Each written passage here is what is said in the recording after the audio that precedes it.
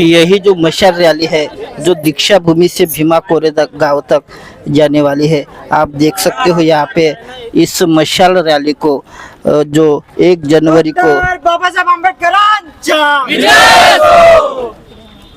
1 जनवरी को जो भीमा कोरेगांव का विजय स्तंभ है वहाँ पे मानवंदना देने के लिए यहाँ से ये मशाल रैली निकल रही है।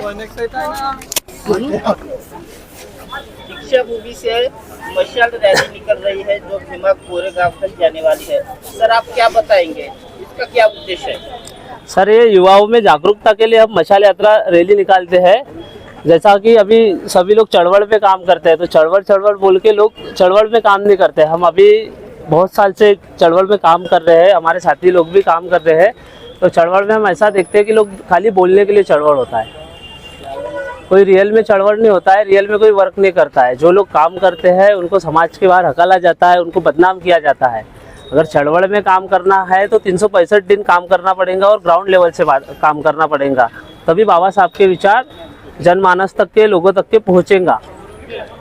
इसलिए हम ये मशाल का रैली निकालते हैं। मशाल रैली हमारा यहाँ से भीमा कोरेगांव जाता है और सभी एक गांव में हम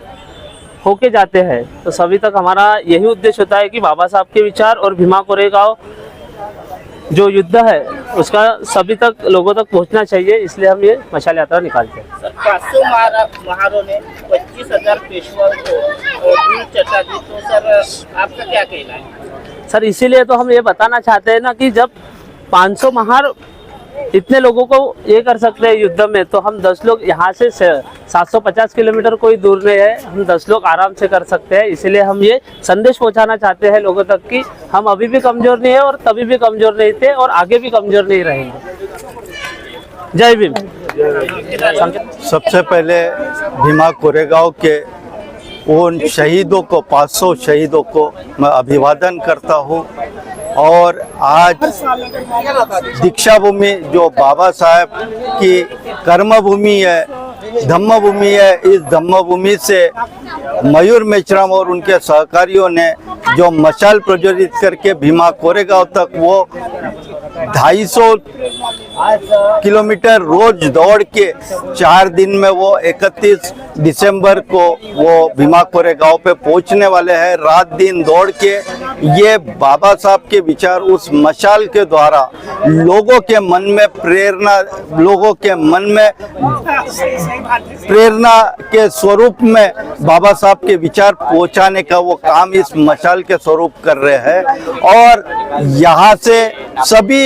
भीम सैनिक उनके स्वागत के लिए यहाँ पे खड़े हैं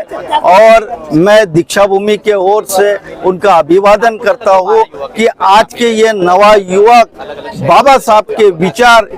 जिस प्रकार, जिस माध्यम से, मशाल के माध्यम से और अन्य पत्र नाटकों के माध्यम से, भाषण के माध्यम से, डिबेट्स के माध्यम से जनता तक बाबा साहब के विचार पहुंचाने का ये उपक्रम इन्होंने मशाल के स्वरूप में हाथ में लिया है, ये प्रशंसनीय बात है और प्रोत्साहित करने वाला ये उपक्रम है। और वो भीमा कोरेगांव जहां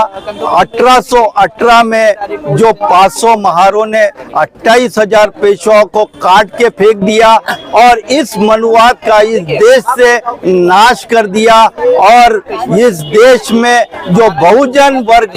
जो था, जिनके गले में मटकी और पीठ में झाड़ू हुआ करता था, जिनको समाज में समानता नहीं थी, जिनको इस देश से बेघर करने का प्रावधान उस मनुस्मृति में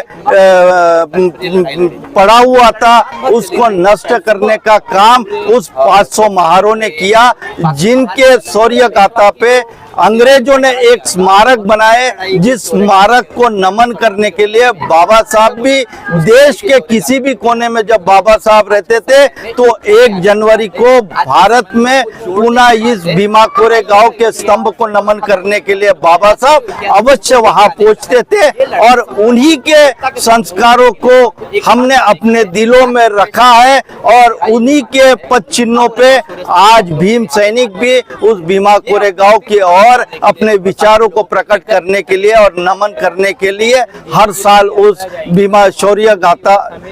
भीमा कोरेगांव उस स्तंभ को नमन करने के लिए पहुंचते हैं।